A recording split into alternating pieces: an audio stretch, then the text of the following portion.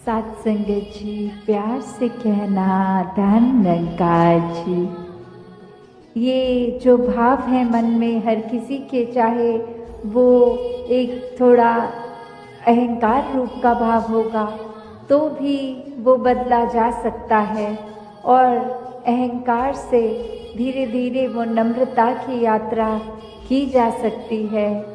तो बात वही कि भक्तों के संदेश में ये स्वयं को बदलने की जो बात होती है वो क्यों होती है, भक्तों का जीवन संसार के अन्य व्यक्तियों से अलग क्यों होता है, कैसे होता है। तो बात वही कि भक्तों के जीवन में भी वही है, दृष्टि के लिए आँख है, खाने के लिए हाथ हैं, एक सूंघने के लिए नाक है। एक दिन में उतार चढ़ाव उसी प्रकार आएंगे, और उसी तरह जो भक्त श्रेणी के नहीं हैं उनके भी जीवन में ये सब ही है। तो भक्तों ने जो एक बदलाव अपने अंदर लाया वो यही कि इस दुनिया में तो रहते हैं पर दुनिया से अलग होके रहते हैं। तो ये अलग अब कैसे रहना हुआ, ये ब्रह्म ज्ञान द्वारा जब इस परमात्मा को पा लिया, देख लिया, इसके प्यार में एक पूर्णता से खचित हो गए, तो कैसे एक अपने आप को हर पल इस परमात्मा के एहसास में रहने वाला वो भाव भक्तों के जीवन में आ गया। और जैसे एक दुनिया के तो तरह तरह के रंग हैं, भक्तों के जीवन में सिर्फ वो प्यार का रंग चढ़ता है जो इस परमात्मा से हो जाता है इसको देखने के बाद। तो ऐसे भाव से युक्त भक्त अपने जीवन के जब हर पल को जीते हैं तो वो भाव ही बदल जाते हैं, एक नज़रिया बदल जाता है। एक वो बात कि अगर हम कुछ भी उदाहरण लें कि कोई भी स्थिति में एक जो रुख करा जा सकता है वो एक अच्छी तरफ भी और बुरी तरफ भी, एक परिस्थिति से हम क्या निकालते हैं वो भी एक अच्छाई निकाली जा सकती है, एक बुराई निकाली जा सकती है। तो भक्तों ने हमेशा वो अच्छाई की ओर ही रुख करना सिखाया है कि परिस्थिति अगर इस परमात्मा ने दी है तो अच्छी ही होगी। एक अगर उस परिस्थिति को अच्छा नहीं समझ रहे हम तो वो हमारी कमी है, इस परमात्मा ने तो पूर्ण किया है इस परिस्थिति को भी।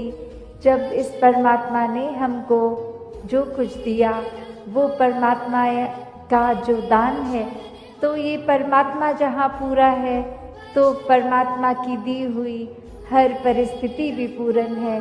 फ़र्क सिर्फ हमारे नज़रिए का होता है कि उसको हम किस तरह देख रहे हैं, उस परिस्थिति में से हम निचोड़ क्या निकाल रहे हैं, उससे सिखलाई क्या निकाल रहे हैं। क्या हम सिर्फ हमारे अनुसार कुछ नहीं हुआ तो उसके वजह से इस परमात्मा को ही कोस रहे हैं, या ये भी मान रहे हैं कि ये ही हमारे लिए बेस्ट है और कैसे इसमें वरदान छुपा हुआ है। तो एक ये नज़रिया भक्तों ने हमेशा से जो जिया कि आध्यात्मिक पहलू अपना हर किसी ने जहाँ एक बहुत ही उस नज़रिए का बनाना है कि जीवन में ये शरीर मिला है, ये मटीरियलिस्टिक वस्तुएं मिली हैं, घर बार रिश्तेदारी बहुत कुछ मिला है, तो क्या इसी में पूरा समय रहकर इस परमात्मा के लिए समय नहीं निकालना, या फिर एक चुनाव अपना है कि इस परमात्मा के प्यार के रंग में ऐसे रंगे जाएं कि कोई दुनियावी रंग फिर छू नहीं सकता। ये पक्के का रंग, ये एक हर समय रहने वाला रंग, और इस रंग को जिसने भी अपने ऊपर लगाया वो हमेशा के लिए आनंदित हो गए। एक जीवन हर समय के लिए झूम झूम के जिया गया। और वो फिर बात कि भक्तों के जीवन में भी विपरीत परिस्थितियां आईं तो भी उन्होंने कभी इस परमात्मा से विश्वास नहीं तोड़ा। तो बात वही कि परमात्मा के प्यार में जो रंग जाते हैं वो खुद ब खुद बदल जाते हैं।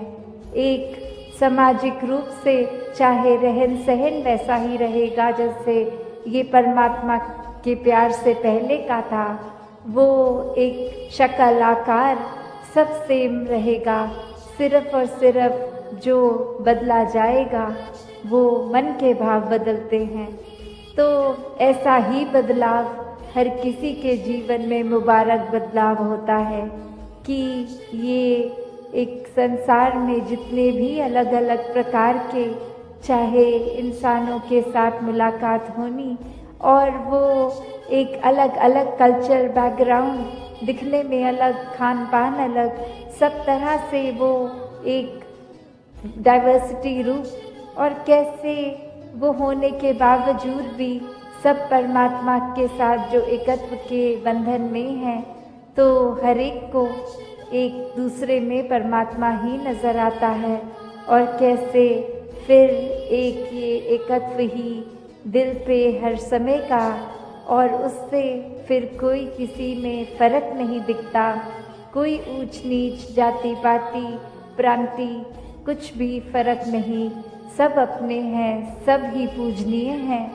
तो कैसे ये परमात्मा का वास तो पूरी सृष्टि के कण कण में है और वहीं जो हर किसी में भी, और यही परमात्मा को देखना ब्रह्म ज्ञान है कि इस परमात्मा को जब हर समय के लिए ये दिखाई देगा कि हर जगह ही मौजूद है, तो फिर एक जहाँ अपनी भी चेतनता जाग उठेगी। एक जो सच्ची दात है जो भक्तों ने युगों युगों से समझाई है कि दुनिया भी एक दौलत तो आज है कल नहीं, इसने बदल जाना है, एक माया का रूप बदल जाना है, घर परिवार सोसाइटी सब बदल जाएगा, पर सिर्फ और सिर्फ एक चीज़ जो अपनी जगह में कायम दायम शुरू से थी, अभी भी है और ये संसार खत्म होने पे भी रह जाएगी, तो वो बस ये परमात्मा, ये निराकार है।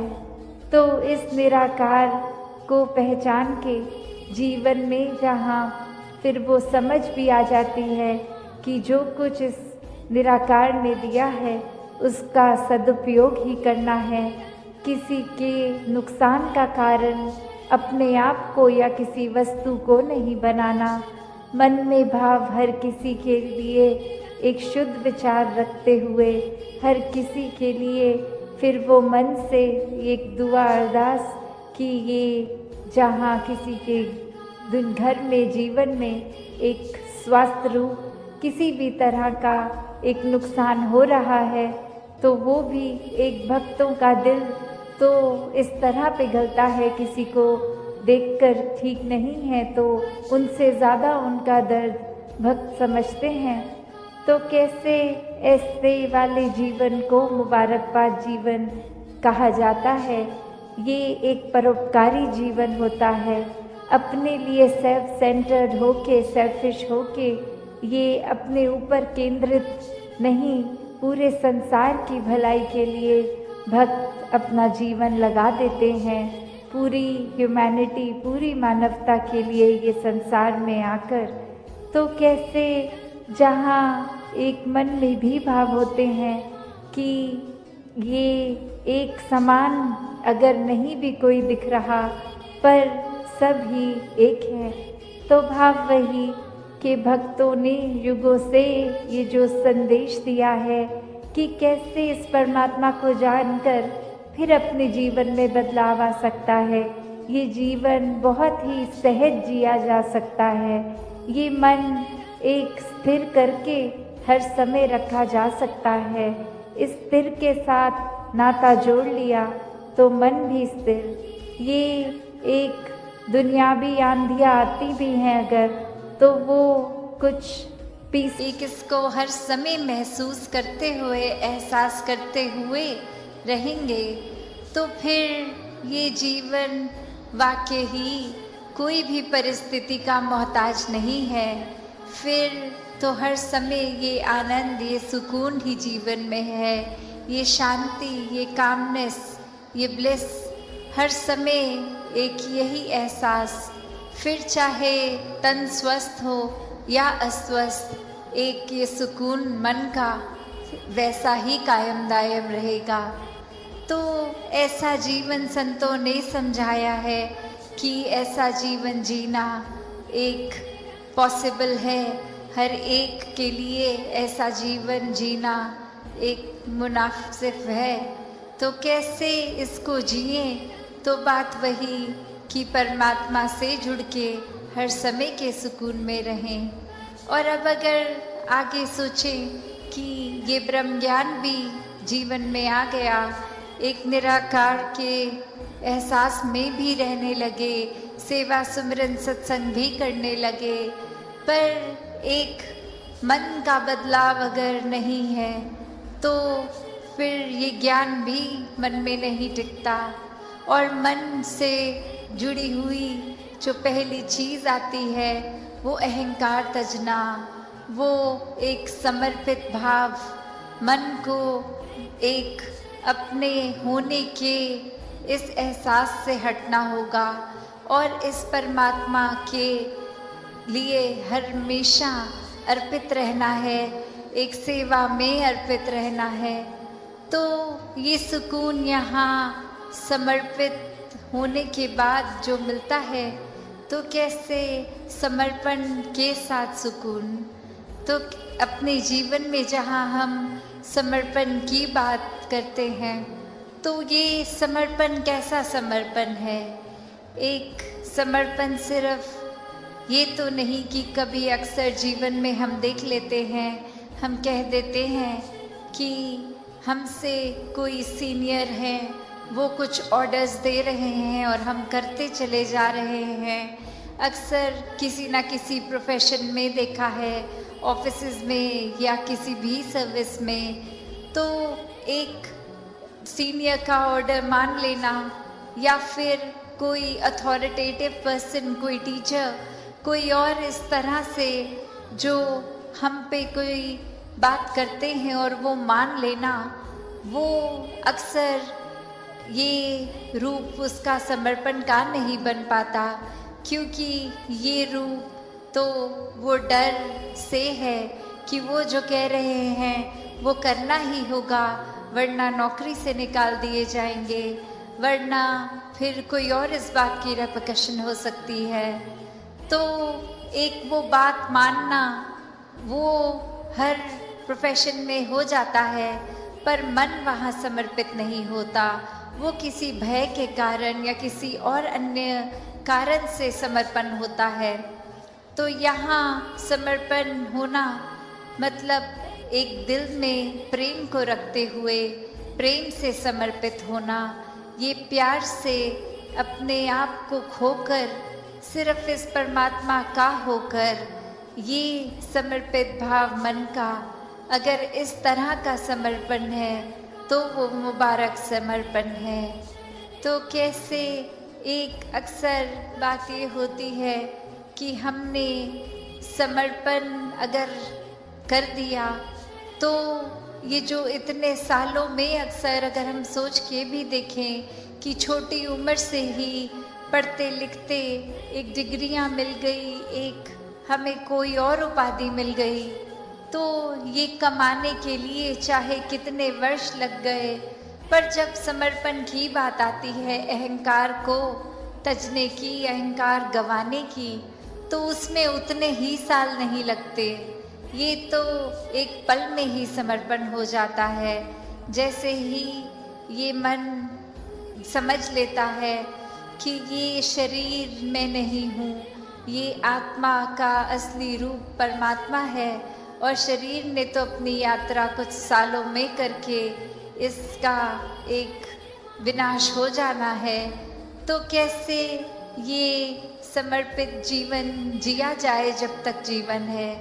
तो बात वही एक कहानी के साथ तास अपनी रखना चाहेगी कि एक बार एक गुरु के पास शिष्य आता है जो काफ़ी सालों के बाद, और आते ही अपने गुरु के आगे 1000 सोने की गिनियाँ दे देता है और ये कहता है कि इतने वर्ष मैंने कामकाज किया, और बात मन में यही आती रही कि आपके सामने आशीर्वाद लेंगे। से इस कदर जुड़े हुए कि कहीं पे भी हों, बस एक इशारा ये जब याद आ जाता है, ये परमात्मा, ये निराकार याद आ जाता है, तो ही हर समय इसी के लिए लगन में लगे रहते हैं। कभी ये परमात्मा भूलता भी है तो कैसे फिर उसी इशारे से खुद को जोड़कर इस निराकार के साथ अपने दिल की तार मिला के इसके रंग में रंग कर अपनी भक्ति को पूरा दिन इस रूप में कर सकते हैं। क्योंकि भक्ति तो कुछ घंटों की एक नहीं होती, एक भक्त तो पूरे दिन का भक्त है, पूरे ज़िंदगी का भक्त है। जिस प्रकार कोई स्टूडेंट होता है तो सिर्फ पहली कक्षा से 12वीं कक्षा तक, चाहे वो स्कूल का दिन हो या संडे की छुट्टी, कहलाता तो वो स्टूडेंट ही है। तो वो इसलिए नहीं कि सिर्फ स्कूल की बिल्डिंग के अंदर है तो स्टूडेंट है, नहीं, जब वो अपने घर में भी खेल कूद कर रहा है तो भी स्टूडेंट है। तो हम किस श्रेणी के भक्त हैं? अक्सर हम कृष्ण जी की भाषा में भी ये हमने सुना है, अर्थार्थी, ज्ञानी, जिज्ञासु। तो जो ज्ञानी संत हैं उनको ही सबसे ऊंची एक श्रेणी दी गई है, और ये कहा गया है कि अर्थ और अर्थार्थी तो सिर्फ एक मटीरियलिस्टिक चीज़ों से ही जुड़े हैं, एक डर से जुड़े हैं कि भक्ति नहीं करेंगे तो ये नहीं प्राप्त होगा, या अपने शरीर, अपने आर्थिक एक सामाजिक रूप में ठीक जिंदगी चले, इसलिए डर के भक्ति कर रहे हैं। और फिर एक जिज्ञासु कैटेगरी आती है जहाँ एक ये अंदर मन से कि ये परमात्मा क्या है, हम क्या हैं, हमारा इस परमात्मा को जानना क्यों ज़रूरी है, ये परमात्मा कहाँ है, ये कैसा है। जब वो श्रेणी आ जाती है, उसके बाद जब ब्रह्म ज्ञान की प्राप्ति हो जाती है, तो वो उत्तम ज्ञानी भक्त, तो दातार कृपा करे हर एक पे कि हर कोई सिर्फ वो उस तरह का ही हर समय का ही सेवक बना रहे, हर समय का ही भक्त बना रहे, हर समय का ही ब्रह्मज्ञानी बना रहे। कुछ समय अपनी सुविधा अनुसार नहीं, 24 घंटे तो दासी और समय ना लेके तो करते हैं, पर उसके ही रंग में रंगे रहेंगे अगर हर समय, तो ये जो असली दात है, जिस तरह ये जगह का नाम भी हमीरपुर है, तो हम अमीर, तो कैसे एक ब्रह्म ज्ञान की दात जब मिल जाती है तो वो सच्ची अमीरी है। नहीं तो सांसारिक ये माया ने तो आज टिकना है, कल नहीं टिकना। आज अर्थात्मिक रूप में हम कितने भी एक अमीर हो जाएंगे तो कल कोई स्थिति ऐसी आ सकती है कि वो धन दौलत हमसे छिन जाए। तो अगर ऐसा दुनियावी रूप है तो उतार चढ़ाव तो हर एक के जीवन में आने ही हैं।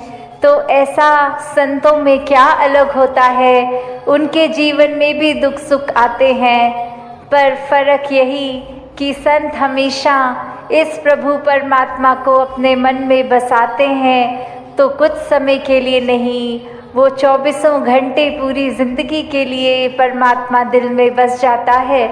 और जब ये परमात्मा दिल में होता है तो एक जीवन में कुछ भी घटता है, मन इस परमात्मा पे जो हमेशा एक स्थिर है, परमात्मा अपने स्थान से हिलता नहीं है। बाकी दुनिया की कोई भी चीज़ देख लें, पूरे ब्रह्मांड की, वो हिलता ही रहती हैं सब। तो कैसे ये परमात्मा, ये स्थिर पे जब हम मन टिका लेते हैं, इस स्थिर के साथ जुड़ के खुद भी स्थिर अवस्था प्राप्त कर लेते हैं, तो दुनियावी रूप पूरे दिनचर्या में कुछ भी होता रहे, मन डगमग नहीं करता, मन समय के और स्थिति के अनुसार बहुत ही अपने मन को डुबाता नहीं है अगर बुरी एक घटना घट जाए, या बहुत ही बावले रूप की तरह खुशी भी नहीं मनाता। क्यों? क्योंकि ये स्थिर के साथ जब जुड़ जाते हैं, मन बहुत ही सहज हो जाता है।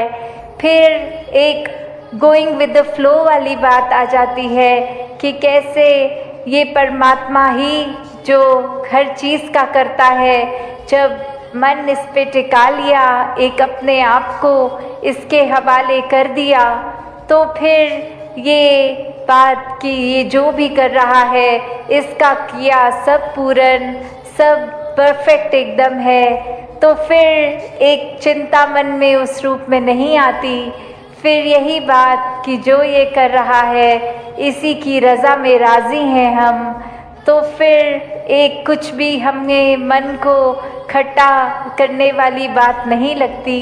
कोई भी स्थिति एक ऐसी नहीं लगती कि ये परमात्मा ने में लगे रहते हैं। कभी ये परमात्मा भूलता भी है तो कैसे फिर उसी इशारे से खुद को जोड़कर इस निराकार के साथ अपने दिल की तार मिला के इसके रंग में रंग कर अपनी भक्ति को पूरा पूरा दिन इस रूप में कर सकते हैं। क्योंकि भक्ति तो कुछ घंटों की एक नहीं होती, एक भक्त तो पूरे दिन का भक्त है, पूरे जिंदगी का भक्त है। जिस प्रकार कोई स्टूडेंट होता है तो सिर्फ पहली कक्षा से 12वीं कक्षा तक, चाहे वो स्कूल का दिन हो या संडे की छुट्टी, कहलाता तो वो स्टूडेंट ही है। तो वो इसलिए नहीं कि सिर्फ स्कूल की बिल्डिंग के अंदर है तो स्टूडेंट है, नहीं, जब वो अपने घर में भी खेल कूद कर रहा है तो भी स्टूडेंट है।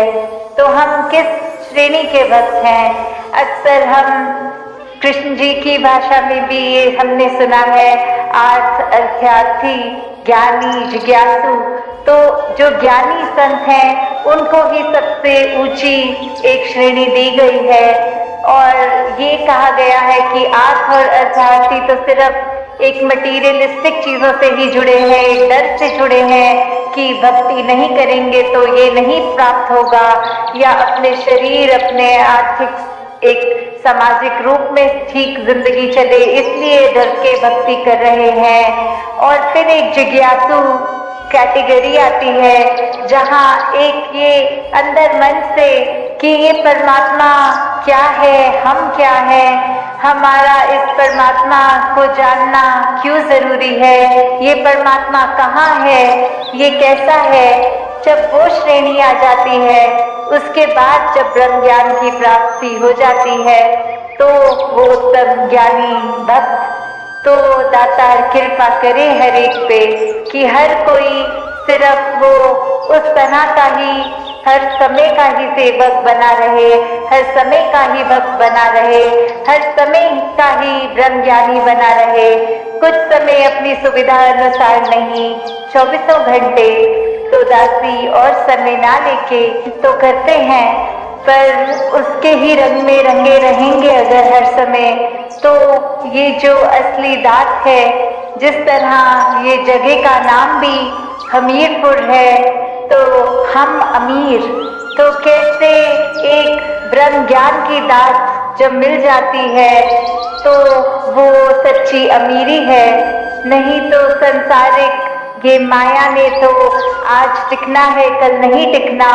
आज आर्थिक रूप में हम कितने भी एक अमीर हो जाएंगे तो कल कोई स्थिति ऐसी आ सकती है कि वो धन दौलत हमसे छिन जाए। तो अगर ऐसा दुनियावी रूप है तो उतार चढ़ाव तो हर एक के जीवन में आने ही हैं। तो ऐसा संतों में क्या अलग होता है, उनके जीवन में भी दुख सुख आते हैं, पर फर्क यही कि संत हमेशा इस प्रभु परमात्मा को अपने मन में बसाते हैं, तो कुछ समय के लिए नहीं, वो 24 घंटे पूरी जिंदगी के लिए परमात्मा दिल में बस जाता है। और जब ये परमात्मा दिल में होता है तो एक जीवन में कुछ भी घटता है, मन इस परमात्मा पे जो हमेशा एक स्थिर है परमात्मा, अपनी स्थान से हिलता नहीं है।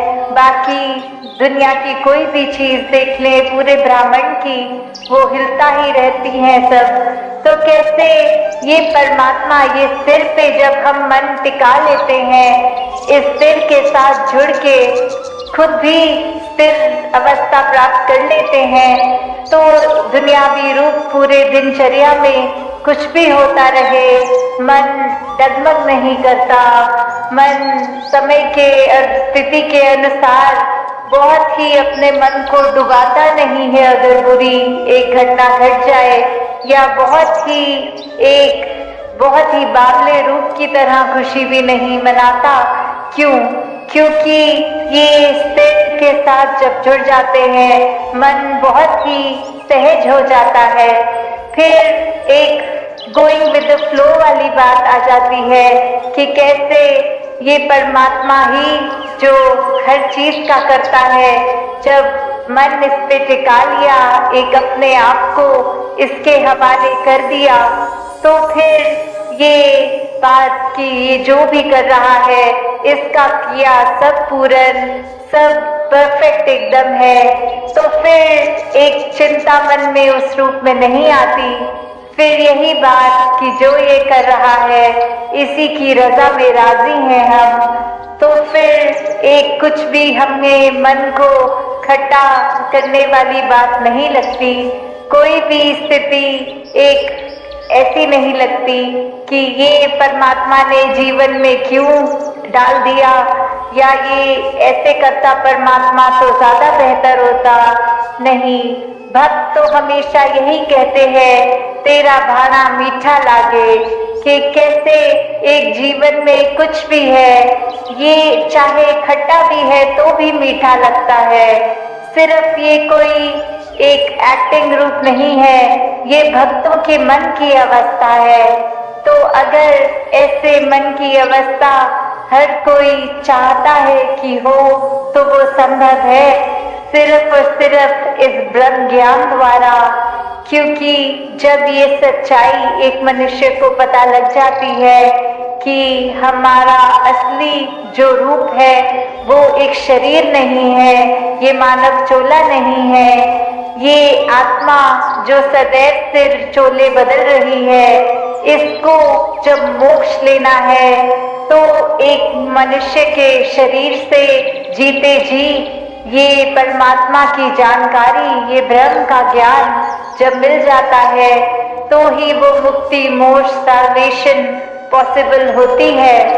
और अपने मन में सिर्फ ये जिज्ञासा लाना ही उस समय कि किस तरह हम कहाँ से आए हैं, कहाँ जाना है, और जीते जी किस तरह का जीवन निभाना है। जब ये एक जिज्ञासा लाकर ये ब्रह्म ज्ञान की दात मिल जाती है, तो ही जीवन सफल हो जाता है।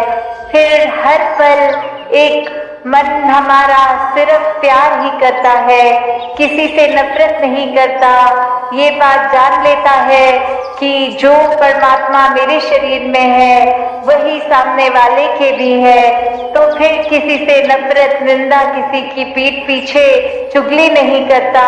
एक बुरे भाव मन में किसी के लिए नहीं आते, हर एक के अच्छे गुण ही ये मन निकालता है। तो ऐसा जीवन जब भक्त जीते हैं तो वाकई ही वो संसार के लिए वरदान बन जाते हैं, और ऐसा ही जीवन हर एक के लिए जीना संभव है। तो क्यों ना, अगर हम मनुष्य हैं तो अपने मानवीय गुणों से ही मनुष्य कहलाए, ना कि सिर्फ मनुष्य के आकार का शरीर है इसलिए मनुष्य हो। तो जब आज जैसे बात भी की जाती है कि आज वर्ल्ड एनवायरनमेंट डे है, किस तरह ये प्रकृति को भी, जो इस कादर की कुदरत है, इसको भी हर एक ने जहाँ निखारते चले जाना है। एक हम दिनचर्या में अगर सोचे कि कितना कचरा फैलाते हैं, किस तरह वो वेस्टेज भी ना हो, वो पोल्यूशन भी ना हो, वो एक किस तरह से हम मैनेज अच्छी तरह कर पाए, ताकि जब इस संसार में आए थे तो जितनी खूबसूरत धरती थी, जब इस संसार को छोड़ के जाए तो भी उससे ज्यादा ही सुंदर इस कुदरत को कर सकें। किस तरह हम अपना वेट, चाहे वो पानी, बिजली इत्यादि, जो भी हम एक अपने नीड के अनुसार बस उतना ही इस्तेमाल करें, उसको फजूल खर्च ना करें। कैसे एक बात हमेशा कि ही एज अ फैक्ट आपने ऐसा कहा, और अगर कहा भी तो वो बात उत्पन्न जहाँ से हुई हम उसके बारे में बात कर लें, पर इंसान की फितरत की उस इंसान से तो बात नहीं करेंगे, उसके पीठ पीछे उसके बारे में औरों से करेंगे। तो इस तरीके के जीवन से एक अपने जीवन का सुधार नहीं हो पाएगा। जैसे एक शायर ने भी बहुत खूबसूरती से लिखा कि गलत फहमियों से भी खत्म हो जाते हैं रिश्ते, गलती हमेशा कसूर की नहीं होती।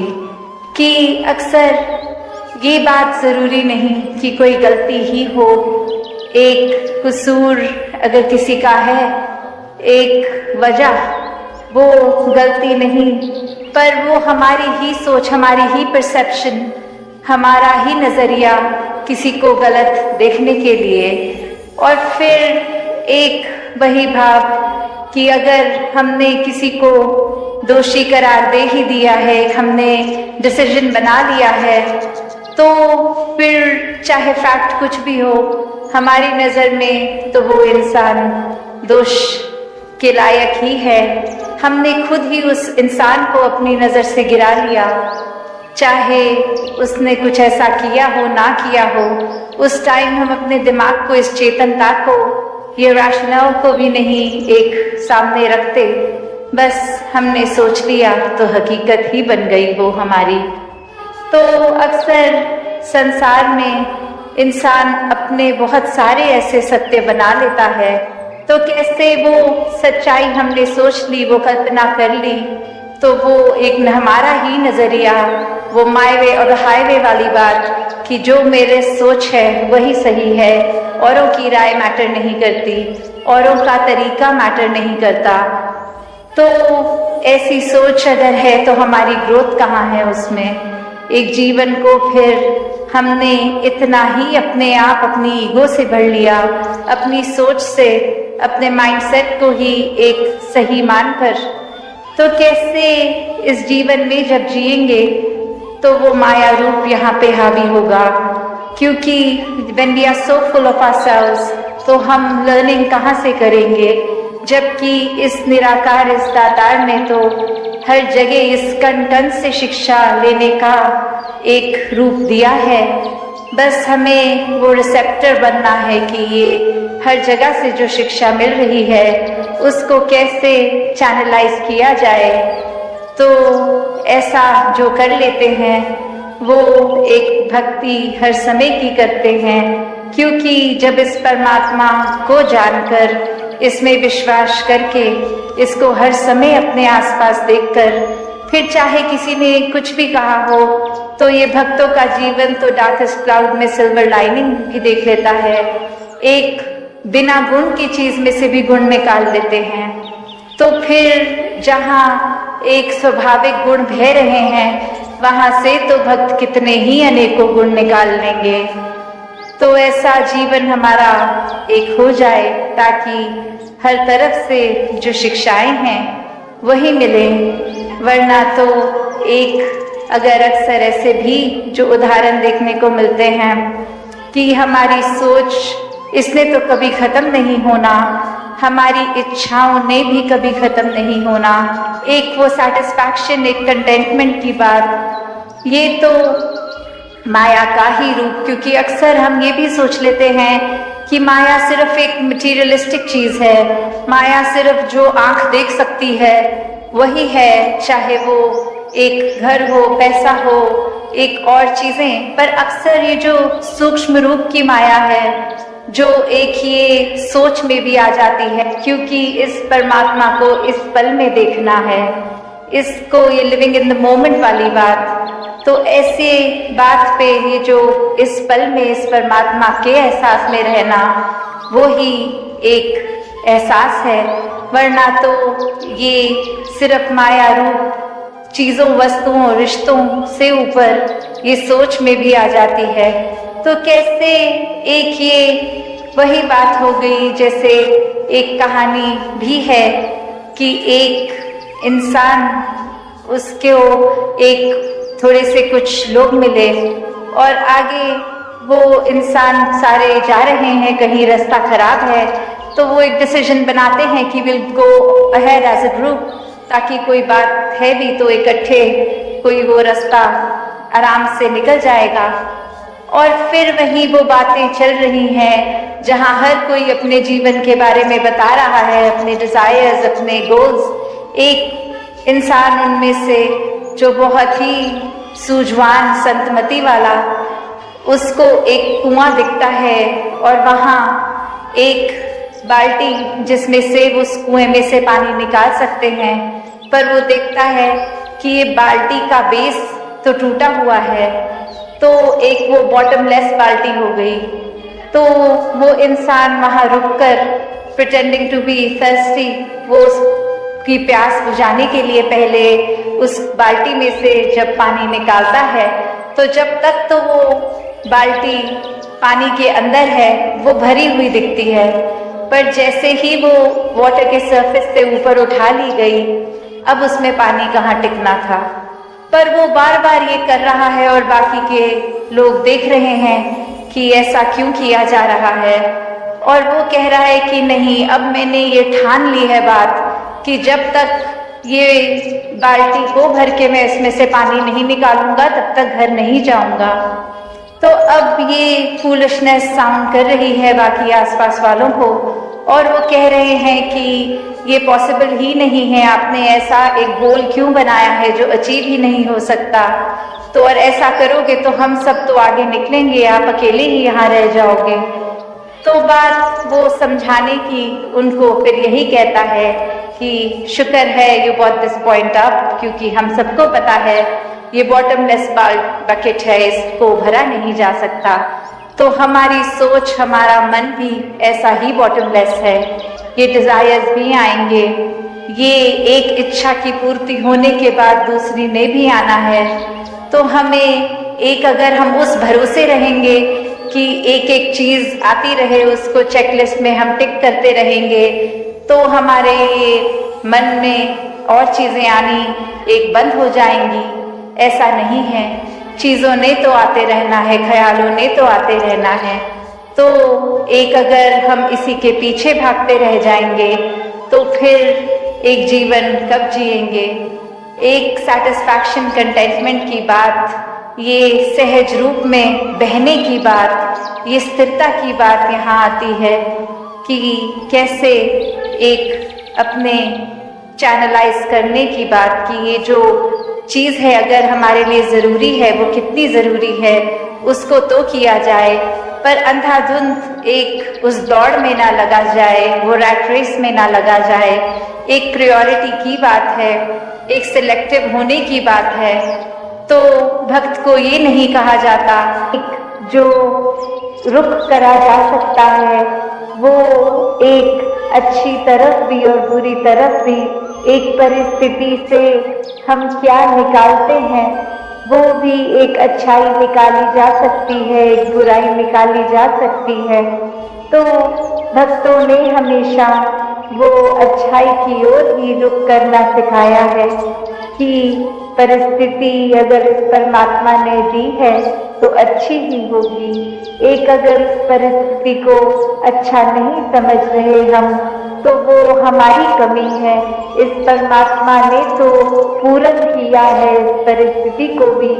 जब इस परमात्मा ने हमको जो कुछ दिया वो परमात्मा का जो दान है, तो ये परमात्मा जहाँ पूरा है तो परमात्मा की दी हुई हर परिस्थिति भी पूर्ण है। फर्क सिर्फ हमारे नजरिए का होता है कि उसको हम किस तरह देख रहे हैं, उस परिस्थिति में से हम निचोड़ क्या निकाल रहे हैं, उससे सिखलाई क्या निकाल रहे हैं। क्या हम सिर्फ हमारे अनुसार कुछ नहीं हुआ तो उसके वजह से परमात्मा को ही कोस रहे हैं, या ये भी मान रहे हैं कि ये ही हमारे लिए बेस्ट है और कैसे इसमें वरदान छुपा हुआ है।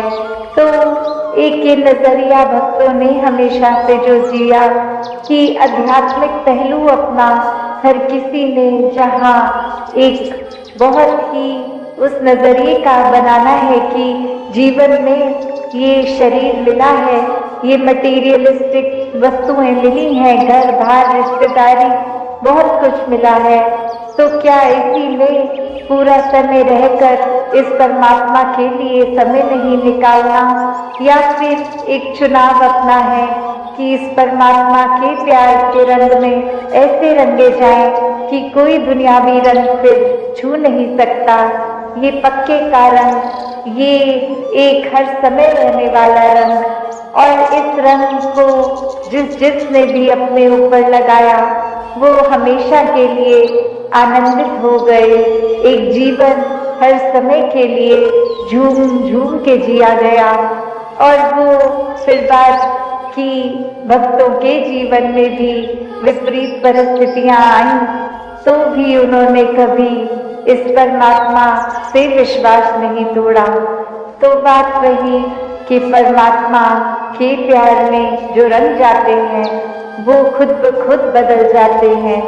एक सामाजिक रूप से चाहे रहन सहन वैसा ही रहेगा जैसे ये परमात्मा के प्यार से पहले का था, वो एक शक्ल आकार सब सेम रहेगा, सिर्फ और सिर्फ जो बदला जाएगा वो मन के भाव बदलते हैं।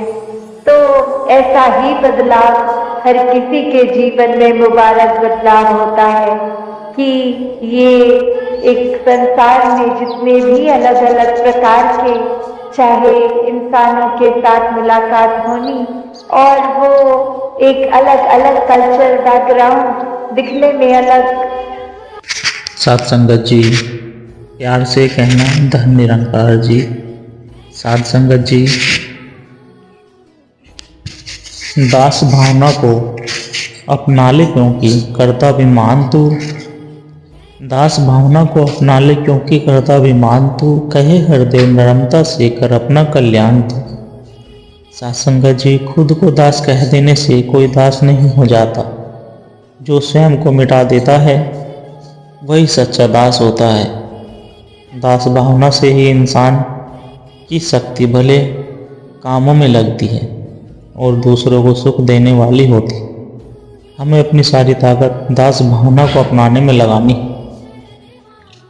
उदास होकर कोई काम करेगा तो उसमें कामयाबी मिलने की संभावना बहुत कम रहती है, पर क्षमता और अनुशासन के साथ काम करोगे तो सफलता जरूर मिलेगी।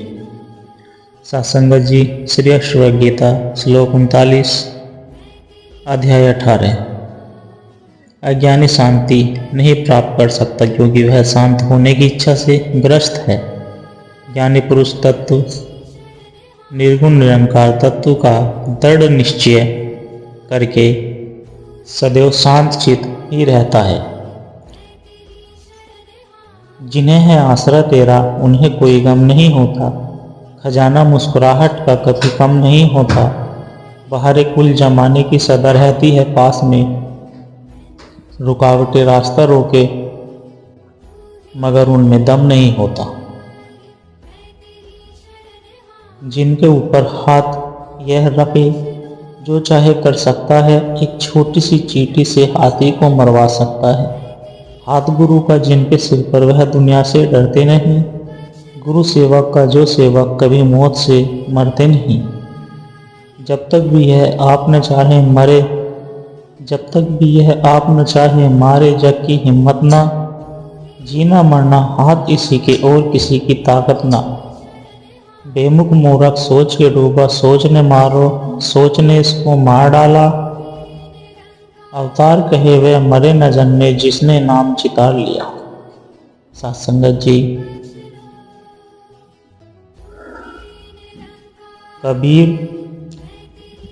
कबीर यह जग आए के किए बहुत जो मीत, जिन दिल बांधा 100 सो सुख शोभे निश्चित। अर्थात साध संगत जी, कबीर का कहना है कि इस संसार में जन्म लेने के बाद अनेकों मित्र बनाए, यदि केवल एक परमात्मा से दिल को बांध लेते तो निश्चित होकर सोते। मैं जानू हरि दूर है, हरि हृदय भरपूर, मानुष ढूंढे बाहिरा न्यारे होकर दूर। सात्संग जी, लोग ईश्वर को बहुत दूर मानते हैं, पर परमात्मा हृदय में पूर्णतः विराजमान है। मनुष्य उसे बाहर खोजता है, परंतु वह निकट होकर भी दूर लगता है। मोह में तो में सरब में जह, देखो तह हरि हरि, बिना छिन एके ही सरे न एको करी। अर्थात सात्संगत जी, मुझ में तुझ में सभी लोगों में जहाँ देखता हूँ वहीं हरि। हरि के बिना एक क्षण भी प्रतीत नहीं होता है। हरि के बिना कोई कार्य सफल नहीं होता है। भक्त के जीवन में दो ही शब्द है, एक है हरि कृपा और दूसरा है हरि इच्छा। यदि अपने मन के अनुकूल है तो समझ लीजिए कि हरि कृपा, और जब मन के अनुकूल न हो तो हरि इच्छा। सात्संगत जी, सत्य की भूख सबको है, लेकिन सत्य जब परोसा जाता है तो बहुत कम लोगों को इसका स्वाद अच्छा लगता है। दिन रात उतार चढ़ाव, सुख दुख, हानि लाभ, यश अपयश जीवन का हिस्सा है। जो हर हाल में सहज रहता है उनका बना किस्सा है। जब कभी माइंड डिस्टर्ब हो, दिमाग काम नहीं करे तो थोड़ा ठहर जाना चाहिए। शांत चित्त से परमात्मा का ध्यान करना चाहिए। राम को याद करने से आराम, रिलैक्स मिलता है। सात्संगत जी, पहाड़ी रास्तों की तरह होता है जीवन। जब हम बस या ट्रेन से किसी पहाड़ घाटी की यात्रा तय कर रहे होते हैं तो देखते हैं रोड सड़क पर बहुत मोड़ आते हैं, उतार चढ़ाव होते हैं, लेकिन फिर भी बस ट्रेन चलती रहती है सात्संगत जी, और मंजिल पर पहुंच जाती है। और एक बात हमने ध्यान दिया होगा, जब टनल वाली लंबी सुरंग आती है और उसके बीच से जब गुजरते हैं तो कुछ देर के लिए अंधेरा होता है। टनल सुरंग को पार करते ही फिर से उजाला होता है। यही है जीवन। हमारे जीवन में भी उतार चढ़ाव, आशा निराशा, संघर्ष आएगा, लेकिन रुकना नहीं है, निरंतर चलते रहना है। जीवन की राह में चाहे कितनी भी मुश्किल आए, हिम्मत नहीं हारना है, बस आगे बढ़ते रहना है। निरंकार का आधार लेकर मंजिल मिल जाएगी। सात्संगत जी, मिटा दे अपनी हस्ती को अगर कुछ मर्तबा चाहे, ये दाना खाक में मिलकर गुले गुलजार होता है। दाना जब सड़ता है जमीन के अंदर तभी अंकुरित होता है। मनुष्य जब स्वयं के अस्तित्व वजूद को खत्म कर देता है, अहंकार शून्य हो जाता है, तब निरंकार को पाता है। सात्संगत जी, आज हमारे जीवन में कितनी मुसीबतें हैं, इससे कोई फर्क नहीं पड़ता। फर्क पड़ता है तो बस इस बात से कि हम इनका सामना कैसे करते हैं। सात्संगत जी, सतगुरु के सिवाय नहीं है कोई और, इस माया में मतलब का ही है तो शोर। यहाँ पर तो केवल है लोभ का ही दौर, मन में अंधकार का छाया है घनघोर। हमेशा दूसरों का साथ दे, पता नहीं है पुण्य जिंदगी में कब आपका साथ दे जाए। सात्संगत जी, विस्तार असीम की ओर, सेवा भाव का विस्तार होता चला जाए, सतगुरु की शिक्षाओं का विस्तार होता चला जाए, मानवता को समर्पित विस्तार असीम की ओर, प्रभु संग बंधी रहे प्रेम की डोर, दिल का विस्तार, भावनाओं का विस्तार, प्रेम का विस्तार। कर हो जाए मन का विस्तार तो घट घट में आए निरंकार, घट घट में नजर आए निरंकार। तू ही निरंकार, मैं तेरी शरणहा, मैनू बख्श लो।